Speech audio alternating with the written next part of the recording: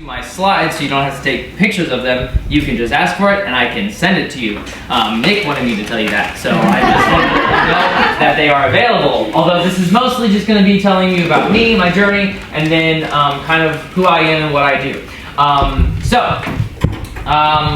First off, this is a slideshow about me. Very good. Very good. And then also, so I promise I'm not a narcissist. That's what I just wanted to talk about. So, yeah, I just want to talk a little bit about who I am real quick. So, I was homeschooled, which shouldn't be a surprise to any of you, because that would be weird if I was giving a talk and I wasn't. Yes, I'm 22 years old.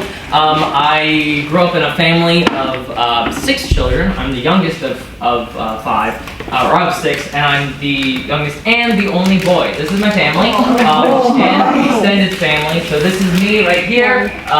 As you can't notice, so I have 5 older sisters, which is oldest is here, then second oldest, third oldest, fourth oldest, fifth oldest, and then husband,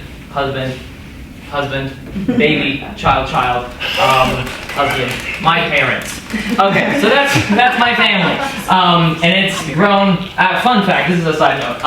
This one and this was taken about a year ago. They just recently, this sister Stephanie, she just gave birth to quintuplets. So 5 babies. Yeah, that's been so fun. They're currently living down in Arizona, but they're born, and it was crazy. They're documenting everything on Instagram. So if any of you are on Instagram or YouTube, you can go to wearethefreels.com. You can add that. This is not the presentation. I'm just, if you guys are interested in learning about their crazy journey of quintuplets, it's been a lot of fun. So. How do you spell the last name? Is Freels. We are the Freels. All right, sweet. So, in addition, so you guys probably know that I am a game designer and graphic designer. For anybody, say that again. And an improv guy. And an improv guy. I'll talk about that. I know Nicole. Nicole was in one of my improv classes. So, sweet. So that's who I am. This is what I do. Graphic design and animation. I'll just start by playing this quick little video so you can see a little bit of stuff that I've made. And it doesn't have sound, but that's okay. It doesn't need sound. But basically, I do animation for logos and other things. I also design all the logos that we'll see here. So this is just my own personal logo with an N and a J. Animated. Ooh. This is another thing I do. 8-bit stuff, as that said. This is another little logo that I did, beach shoes. This is the Nomich Games logo, which is the games company that I have. This is for Levity Theater, which is the improv theater that I started, which I'll be talking about soon as well. So, and if you guys want to buy anything from me, you can. That's my website. But anyway, so, oh, hello. Why did it decide to put it out like that? That was not very kind of you. Okay. Oh, come on. Click. Aha, there it is. Okay, sweet. So I do graphic design. Levity Theater, we do improv comedy in Coeur d'Alene. It's Coeur d'Alene's first improv theater. And we teach classes for teens 15 and up, and also adults. So he's very good. I'm very good, thank you. I appreciate that, Nicole. And we also do family-friendly improv comedy. So all of our shows are family-friendly. So if you ever want to bring the kids out, kids between 6 and 12 are cheaper than all the other 13 and plus is an adult ticket. So that's the info there. If you want to learn more about that, I can talk about that later after the thing as well. And then also I make family card games. So I have 3 companies that I all started, which are, in my opinion, I guess, creative. So funny thing about me and entrepreneurship is I just found myself becoming an entrepreneur because there was things that needed to be made and nobody could do it but me. And so that might be something. So just a quick little gauge of the age range of kids that you guys have. Who has kids here that are in their teens, between 13 and 17? Few. Okay, very good. And then under 10. Okay, so most of you guys are in the younger. Okay, that's very, very good. So when it comes to this stuff, I'm going to talk about my growing up and all that jazz, because creativity starts young. You guys all know that.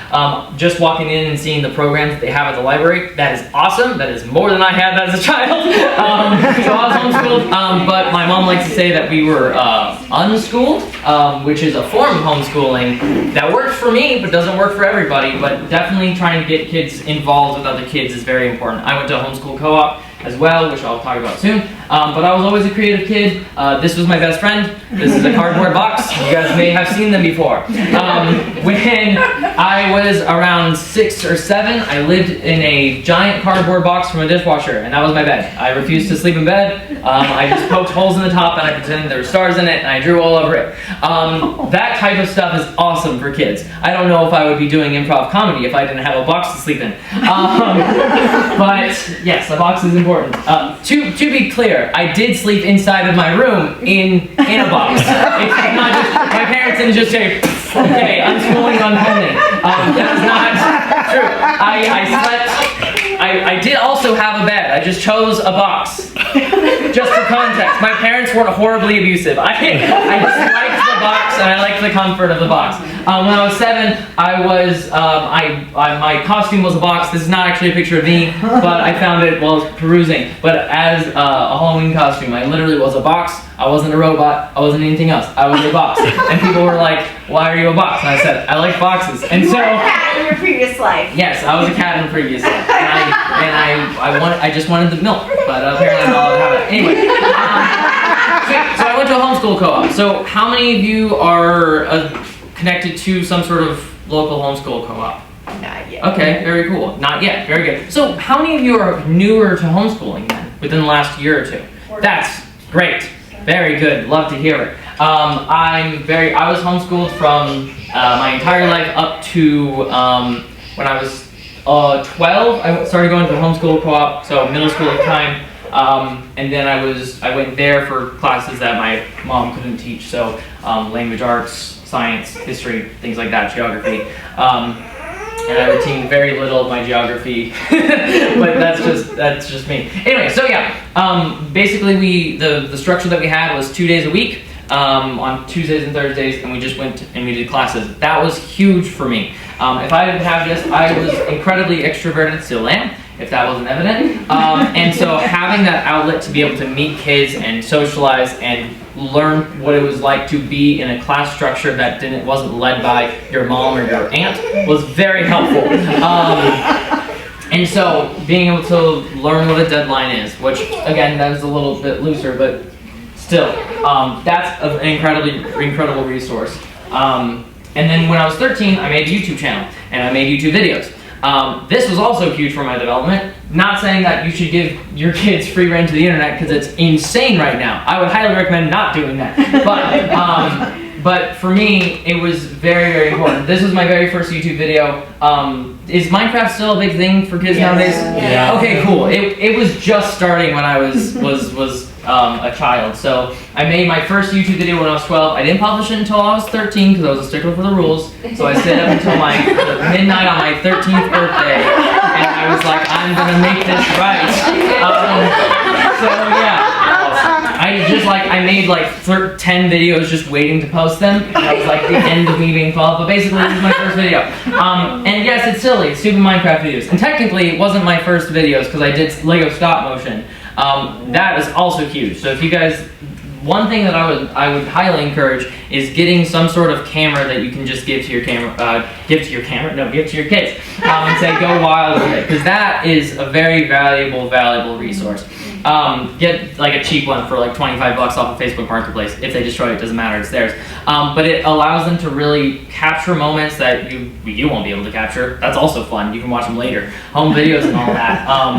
It really does serve as a really great creative outlet for kids, and it's such an easy way to do it too, because then you just say, this is how you press a button, and then they figure it out themselves. We have some really fun videos of my niece when she was 6, doing just wild things. It was so stupid. Anyway, so yeah, I made, here's just a small little clip of it, just scrolling through all the videos, but I made and published a total of 429 videos between the ages of 13 and and again, I'm not going to show all of them, but between the ages of 13 and like 18, I posted 429 different videos just because I was allowed to. And so you can obviously monitor your kids' screen time and all that stuff, which is, I think, very important. But just allowing them to be able to have that outlet to post things to YouTube and create things. This is where I actually discovered that I liked creating compositions and things like that. So the reason I'm a graphic designer is because I made these thumbnails, and although they're horrible,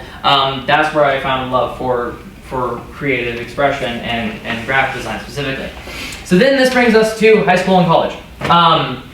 I went to a dual enrollment program. I grew up in Washington State in a place called Bellingham. Ooh, has anybody heard of Bellingham? Yeah, I got a few of them. you. Yes, well, yes.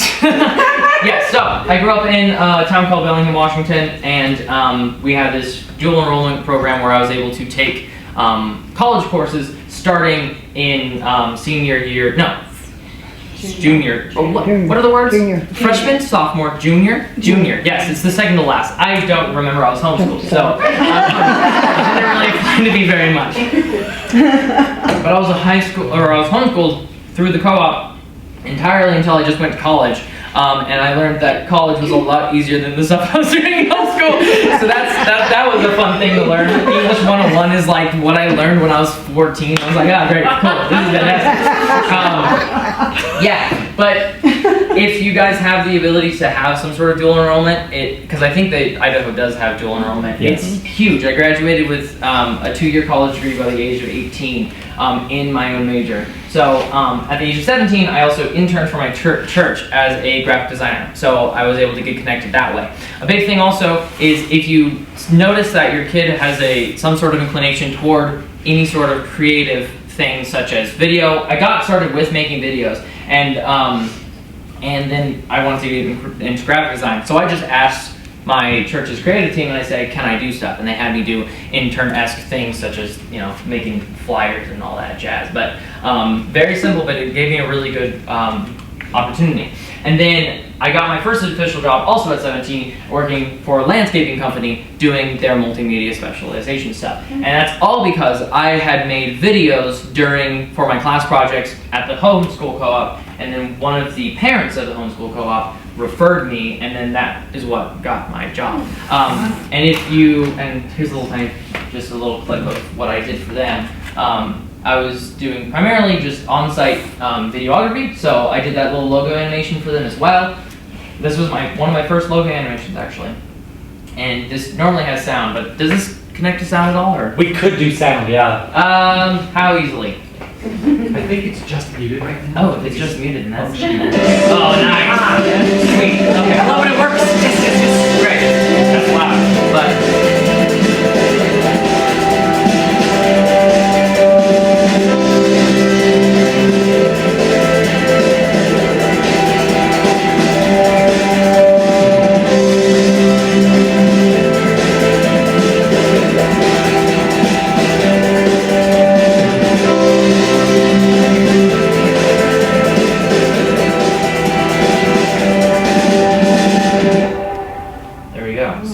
Those were all clips that I recorded and filmed using the camera that they provided. And it was my first official job, and it was a creative job, and I was making $20 an hour, which is not too bad when you're a 7-year-old kid who doesn't have to pay any bills. So yeah, and that was simply because I was all right at video stuff. And so keep in mind, also, a big thing is if you see that because she wasn't my mom, she was just some random parent that was like, hey, I know a kid who does video, and she was like, oh, perfect, and then I got that job. So, and then within this job, I also had other opportunities to say, hey, I want to do graphic design stuff, can I do that? And they said, yes, sure. And so, something to also keep in mind is I started with just doing the YouTube stuff, but that YouTube stuff led to video creation for my first job. It also led to finding a love for graphic design. And so things build on top of each other. Every single creative thing that a kid does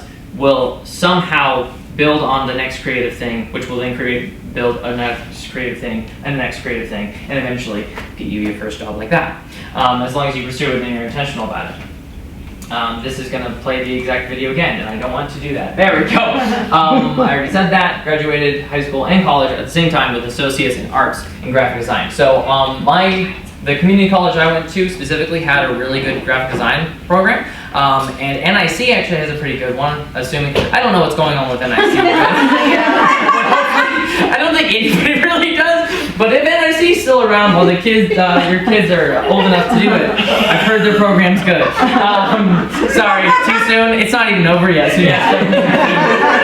Fingers crossed. But no, that was huge for me, and I know that Boise State also has like dual enrollment, like online dual enrollment stuff too. So there's also options for online dual enrollment, although being actually in a college environment is very helpful and beneficial. This says dual enrollment. Do it! This was the biggest thing for me, professionally, personally, and just academically speaking. I personally hate school, so I didn't want to pursue a higher education. However, my wife, she was also homeschooled, but her mom decided not to do any sort of dual enrollment. And now we've been considering potentially her going back to school, but instead of only taking 4 years to complete something, or 2 years, it would be a whopping 6 or 4.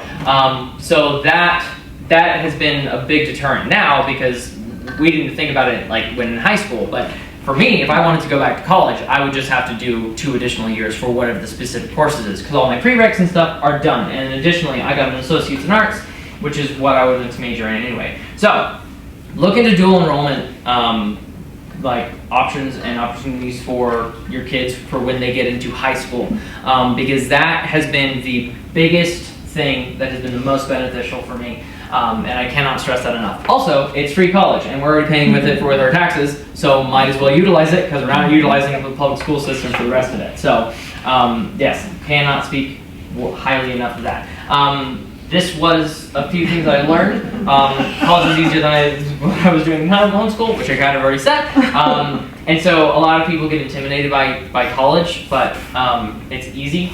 I mean, it was for me. It might be difficult. I'm not going to just put a blanket statement, but I'm sure that if you guys are just, sewing into the kids, they're going to be fine. That's where I discovered improv comedy. So one of my third businesses, my Levy Theater, I would not have been doing it at all if I didn't get connected with my improv group there. And so it'll just open them up to new experiences, new ways to see the world and things like that. Here are some life skills that I learned, such as conversing with people with different belief structures, because when you're in a homeschool co-op where everyone believes the same thing, it can be very, just very shocking when you get into a different place. That was very helpful, because it helped me understand that, you can believe something completely different but still have a civil conversation, which is a very valuable thing. You can also have, you learn a lot of critical thinking while going and being in, as my mom likes to call it, the belly of the beast. So I also grew up, it was north of Seattle. It was that type of, I don't know where you guys lean politically, but it's not right here. Yeah, but so that and also if they do go off to college or something, keeping in mind, this is a really good way to do that, because again, they're still usually at home with you, so you can have like really good conversations with them about the things that they're learning and all that stuff. This is where I really learned to meet a deadline, because in homeschool co-op, it matters, but it doesn't really matter. It's like, oh yeah, you have to have it by next Thursday. I'm like, oh, but I can't do it until 3 weeks from now. I'm like, oh yeah, that's fine. But when it comes to this is a very valuable, because in real life, when you have a job, especially if you're in any sort of creative field, it's due by the 21st, you have to have it by the 20th, and that is a very realistic thing that I learned there. I also learned how to just meet new people, again, with different values. So it's just an incredibly valuable thing, career-wise. Also, I mean, I learned a bunch of stuff about my graphic design industry, which, again, that's very niche to me, but I have friends who went to cybersecurity. So if you're going into cybersecurity, there's programs for that. They finished their college in 2 years, and they were, well, I mean, not like all.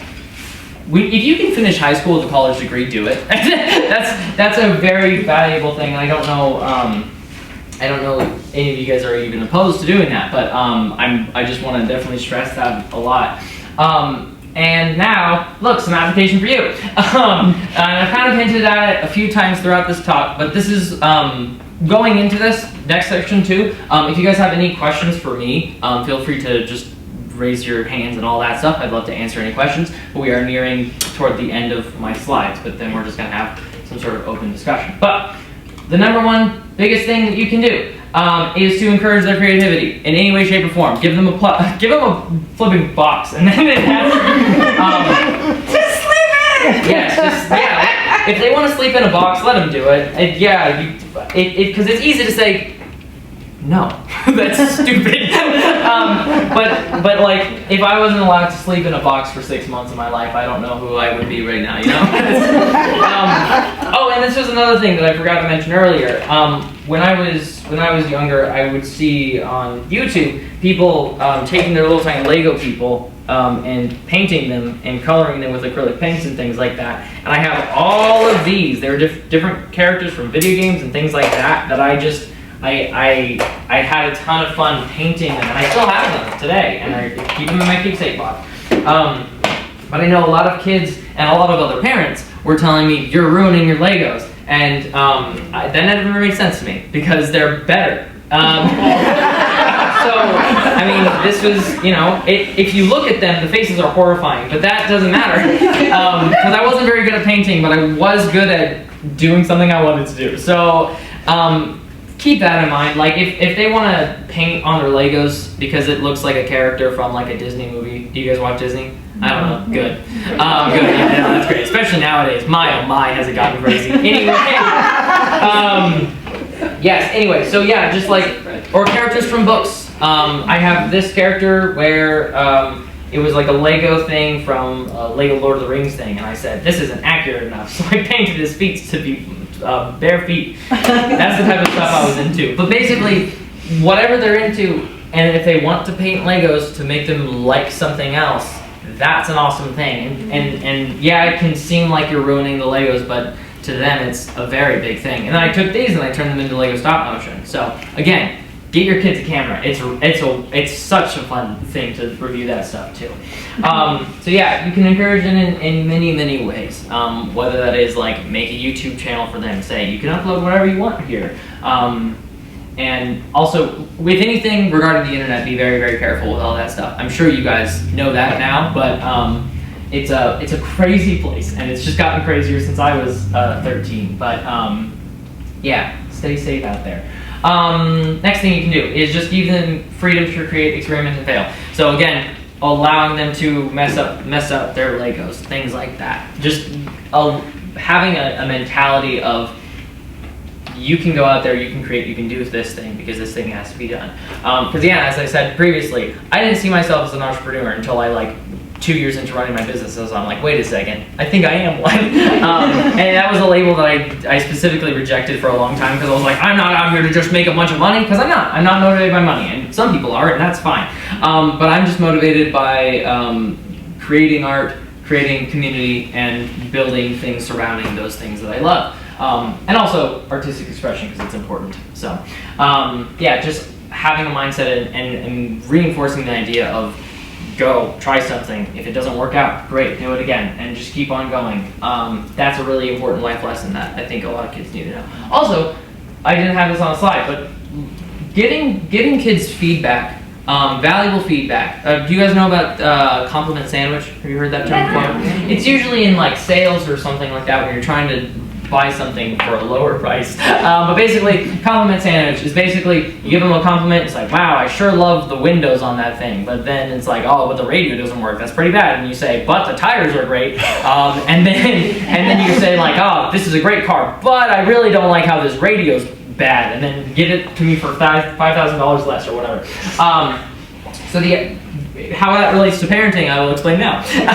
So yes, just the idea of making sure and acknowledging this thing that you've made is good for where you are. Don't say like, oh look, this face is terrifying, that's horrible, don't do that again. Just being like, wow, really nice job on the painting and stuff, and then say like, I think maybe the face needs a little bit more touching up, and then say, oh, well, there's another thing. So just making sure that when you're giving feedback, learning to receive and give feedback is a very vital skill that I didn't learn until I was like 13 when I was starting to like do YouTube stuff, and I had to learn that myself. I wish my parents had taught me that, but they didn't, so that's okay. My parents are great. I love them, and they taught me a lot of stuff I know. But basically, teaching them through example of just giving them good feedback, giving them critique, and saying this could be better, but you did really well on this, I think is a very valuable skill that everybody should learn to accept and give feedback. I don't know, that's just a really big thing that has always been important to me, because you can't grow if you don't know how to grow, right? So just continually learning that, and also specifically giving them the tools and the verbiage in order to give constructive criticism. And then the last one here is just teaching them self-responsibility. Because if I hadn't been taught by my parents self-responsibility of good work ethic and all that stuff, and just the fact that I can do this, and the only one who can make this happen is you, I wouldn't be where I am today. Because also there's a lot of doubt that can happen when, especially in a creative field, when you're like, I have this idea, but so many people just get locked up with the fact that it's like, oh, it's not perfect. And also understanding, like, don't let good be perfect be the enemy of good. Have you guys heard that before? Yeah. So sometimes putting something good out there and getting it done and making, like that game that you have over there that I made, Execution, which was our first published game, it has a lot of issues, and I didn't know that going into it, but I published it, and now I know that for the second time, I'm not going to make those mistakes. But sometimes, again, giving them the space to try, create, and fail is incredibly important. And so teaching them the ability to just be responsible for their own actions and understanding that if they want to bring something to life, they're really the only one who can do it. Yeah, cool. And then, actually, right now I'm going to open it up to questions. Yes, you in the back. So what about when your children, you're trying to let them be creative, but then they constantly want to come out? Anything from like simple stuff like putting their shoes on to more complicated, like putting together a multi-layer sandwich. How do you encourage them, like support them, but still give them the creativity, the room for creativity, while they don't feel like they're being abandoned by you? That's a really good question. Wow. How old are your kids? I have 6, 3, and then newborn. Very good, very good. Newborn's probably not putting shoes on. Okay, cool. To that, I would definitely just continue. Well, also if they're that young, just help them. Just make things with them too. The idea of also, like, I don't know if you guys have heard this, but there's been a lot of studies about like kids that learn to read at the age of like 3 and 5 and stuff like that, and it's like 7, and then kids who don't learn to read until like 8. There's not much difference in the way that they end up turning out. I didn't learn to read until I think I was 9, and I think I'm doing all right. But something to keep in mind is just their stage of life too, because also like they don't. If you are creating that and you're doing stuff with them, and then you're showing them that thing, and then my advice to that is slowly but surely give them more responsibility. Say like, okay, in this time I want you to set the bread, and then I'll put this on there, and then over time they'll just learn and pick up each individual skill, and then over time they will learn how to do the whole thing. If that makes sense. Yep. If that helps. Okay, cool. Great question. Yes. So we're entrepreneurs as well. I have a degree in entrepreneurship, and we own several businesses, and obviously that's something I want to instill in my kids. And I'm wondering if your parent, like, how did that, you said that you didn't know that you had an entrepreneurial side until later in life. Was there some like bright shining, did your parents encourage you to like go out and try to make your own money? Did they have like a reward system? How did that, that's a great great question. So yeah, my dad owns his own business, and he has since 2002. And so the idea of having your own business or being self-employed was never really a wild thought to me. Like, I never felt that I had to stick to a 9-to-5 or anything like that. However, regarding like making money and things like that, I didn't learn about like margin or profits or anything like that until I was in college and I had to do a business math degree. So like the idea of, again, and that's why I discovered that I was an entrepreneur after I already started 3 businesses, because my focus was never to make money, it was always just to create something. And so, but to that point, I also am a huge proponent of game-based learning. So I don't know if any of you guys do that. It's kind of catching on as a more and more like popular thing, but the idea of using tabletop games to learn specific concepts, like word games to learn how to spell, or things like that, or there's games like Monopoly's. People don't like Monopoly, but Monopoly is actually a really good game for teaching trade and things like that. There's better games, in my opinion, than Monopoly, but yeah, I would definitely, if you're wanting to definitely sew that into them, start younger. Well, I feel like it's going to be there because like he's never seen either of us work a job. Yeah. You'd never be like, I have to be here at this time or anything like that. So I'm just wondering if, there's a way to start him earlier, I guess. I think that's probably enough. Yeah, I think that's live by huge. example. Exactly. And so that's what they're used to, that's what they've seen. Yeah. It's probably going to be something that is, sure, they might go off to be a doctor, but they may own their own business when they're a doctor. Yeah, they probably will. 'cause I'm just thinking like, are the concepts of like, okay, you need to do this much to make this much money to be able to do this thing, is that well, like, that might happen later. what age is that appropriate? Yeah, like that might happen later when you bring Yeah. them into like the budgeting either for business or for home. Right. Yeah, So sure. we don't have a business, but they know how to budget because we had to teach them that, 13, probably 12, 13, 14. Okay. And now they have their jobs and they're budgeting and they do Yeah. their little charity and, it's, Okay. so a lot of it I think is like life learning Right. Yes. and for not really like sit down workbook learning, which Right. may come later when you get into a more formal type education. Yeah. But I think they're gonna be okay with just the exposure of it. 100%. How old are your kids? 1, 3, and 9. Oh. So they won't be starting a business for a long time. Well, I don't know. I seriously think by 5, Zion's gonna be onto something. Yeah. Well, he tried to sell our neighbor chestnuts. Off his own tree. Yeah. Yeah. You say no. He gave him 50 cents. Yeah, and some people are just like that. My brother-in-law Graham, he like just very entrepreneurial spirit. Oh, he started his own business when he was 13, mowing his lawn and all that stuff. Right. So yeah, just biggest thing again, coming back to my point 2 points ago. Encourage their creativity and their entrepreneurship. If you see, and this goes to not just your own kids, if you have a friend whose kids or something like that is wanting to start a business, literally making bracelets and selling them at a craft fair, buy one. Right. Just buy one, because the hardest thing is if you never get any sales, then you will probably never try to sell anything again, right? So if you, and that's been a huge thing for me, it's like, still every time I make a sale, I'm like, yeah, because I'm not after the money, but money's nice, especially when you have a family to support. So, yeah, but no, encourage that. Like, just say, hey, nice, or be like, I'll buy some chestnuts. But no, and to your point also, I think a lot of that, like when it comes to budgeting and like the financial, I still have no idea how to do taxes. This is insane. Taxes are so stupid, and eventually I want to make enough money so I can pay someone else to do it. But I'm figuring it out slowly but surely because I have to, or else they get audited.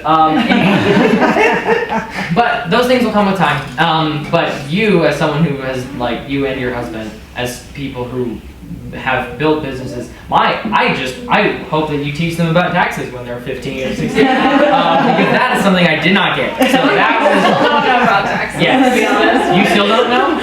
No, somebody else does them. Yeah. See, that's also a valuable skill. To delegate, because that's where I want to get. Yes, it's kind of like I hate working on cars, and so does my dad. And he says, make enough money so you never have to work on the car. Yeah. It's like, yeah, okay, I'll get there. Hopefully someday. That's like my dream. It's just never have to work on my car again. Sweet. Cool. Any other questions? Wow, so many questions. Can you talk a little bit more about your improv group? Oh, yes. What do you want to know? Well, so you said the classes start at, you say, 15 years of age. Yeah. But when do you do the family-friendly shows? Yeah, so all of our shows are family friendly. So if you go to our website and you see a show on there, it's a family friendly show. We don't always advertise that because some people don't like that. They're like, oh, family friendly, that means it's bad. It doesn't mean it's bad. It just means it's not crude and obscene. And it's usually much better in my opinion. So yeah, so we're trying to lock down a consistent location. Right now we are just doing them out of the Harding Family Center off of 15th Street in Coeur d'Alene, if any of you know where that is. If you don't know where it is, it's off of 15th Street in Coeur d'Alene. So yes, the Harding Family Center. And all the information for the shows. We did a show last night at Life Public House off of Lakeside in Coeur d'Alene. If you don't know where that is, it's off of Lakeside in Coeur d'Alene. It's across the street from the resort. Yes, yes, and Coeur d'Alene City Park, and very near the Coeur d'Alene Press. And that's where it's located in between, I guess. So yeah, we did a show there, but we're not going to be doing a bunch of shows there. But yeah, we are trying to do them every other Friday. We actually have 2 shows coming up this upcoming week, this upcoming Friday. Am I allowed to talk about this? Is this? Yeah, I would like to know. Okay, great. Go back to your screen that had it. Okay, Yes, cool. yes, Yeah, I can yes. see that. Yes. My kids and I love going to the improv shows that the high school puts on, the Post Halls. Oh, yeah. And during the summer it's not there, so Yeah. we're kind of missing our improv. Yeah. Oh, well, that's Shows are great. listed on the website. Huh? Your shows are listed on the website. They are, yes. If you go to levytheater.com/shows, that'll bring you to our show. You can also sign up for our mailing list. If you sign up for our mailing list, you will get emailed a code to get 2 free tickets. So you can use that once. So if you just want straight 2 free tickets, sign up for our mailing list, and that's the best way to see what we've got going on there. But we teach classes and do shows, so and they're all family friendly because that's something I'm very passionate about. Family in general, but yeah. But this upcoming Friday we have 2 shows, one at 7 and one at 9. 9's a little late for a lot of people, but one of our 7 o'clock show is a show we called Comedy Clash, which is a competitive improv show, which is a lot of fun. Usually we start with a whole group of 8 improvisers, and then we whittle them down one by one until there's only 1 person left. But this upcoming week, there's a special twist that is going to happen that I'm very excited about, but I'm not spoiling it.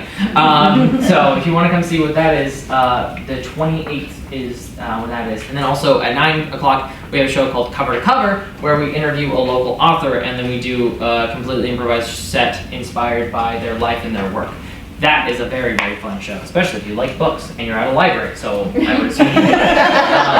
So yeah. So that's the theater stuff. You can do adult classes. We do, yes. So yeah, we do classes. So right now we're currently we do them in 4-week sessions. That's also a great thing. Improv classes, if you can get your kids into an improv class, it is a very beneficial thing for them for a lot of reasons. Mainly just being able to, and also for adults especially, to tap into your creativity again and be just giving yourself the opportunity and the permission to be silly again is very, very beneficial for mental health and mental well-being. And then for kids, it really helps teach collaboration as well. So, yes. What? I'm gonna be the word person. What is improv? Improv, perfect, thank you for asking. I love talking about this. Nobody knows, just kidding. No. But most people don't, people think they know and they don't know. So a lot of people who do improv don't know what it is. But improv is short for improvisation. So basically everything we do is made up on the spot. So usually it is comedy, but sometimes it's drama. We don't do drama, but basically it's like sketch comedy, if you know what that is. Kind of like scenes. It's less like stand-up where someone's standing there telling jokes that are scripted. It's completely unscripted, so everything is improvised. And we're doing more like scenes with multiple people, making little scenarios like a sitcom or something like that. So that's what improv is. Bring it like a topic. Yeah. I think I've seen it before, but it's like whose line is it anyway? Yeah. Oh yeah, what a good idea. Yeah. Yeah. The ones where they like tell you to switch or something. Yeah, like switch around or whatever. Yeah. Like- They like you say something and then you have to say something else. Yeah. Yeah. That's a game called New Choice or Change, but that's Okay. the same sort of thing. So yeah, that's what we do, but we also teach it. I'm hoping to, in the near future, start an improv night where you don't have to commit to a 4-week class or anything like that. You can just come from the night and just hang out and learn silly improv games and just let loose. I'm wanting to really get that, because some people don't want to like commit to a whole week or like just learn to do scenes and things like that. They just want to play a bunch of wild games. So game-based learning is a very big thing. this is all about play and bringing that into your everyday life. So there's a lot of life lessons to learn from improv too, but you'll have to take my class and learn one of those. I already did that. Yes, you Days for free. so yeah, they start at the top of every month. In August, they're going to start on the 2nd of August. They're going to be Wednesday nights from 6 to 7:30 p.m. in Coeur d'Alene. So if you want to learn more about that, you can talk to me afterward and I can get you connected with that. But if you have, especially teenagers and stuff, 15 and up, they're going to be with the adults, but you guys are all homeschoolers, so I'm sure that your kids are mature enough to play with the adults too. But because right now I just don't have the infrastructure to support teen classes and kids classes, which I would like to do eventually. But yes, follow us on all of our social media to stay wind of that. So yes, any other questions about anything? Entrepreneurship. Great. Does your mom have hair left? Not doing this? Say that again? Does she have hair left Yeah, after pulling it all out? pulling it out. Yeah, it's there. It's great. I take mine back Huh? on. My son was like you, and I take mine back on. Yeah. Well, I'm glad to see you made it out alive. That's great. Yeah. Cool. And then, just how much time do I have left? We are at time. Okay. So the last half hour I had reserved for just kind of hanging out, chatting with each other, asking us questions if you have questions, getting snacks. We're going to do some more prizes. Are you gonna do the stickies? I will read the stickies, Cool. yes. Cool. And so if you have another thing to talk about. Yeah, I just have one brief thing I want to talk about real quick. Go ahead. If any of you guys are on Instagram, Instagram.com, the app, this, and you want to get into play-based learning, this is a wonderful account to follow, Tabletop Family. It is a husband and wife, Kelsey and Adam. They have 5 kids, I think, mostly younger kids. And what's so great about them is they give really good board game recommendations for homeschooling purposes specifically. So if you're wanting to get into game-based learning, she does a really good job at highlighting just really simple fun games or games that are really good about teaching specific aspects of, like, this is a good game for learning how to do this or that.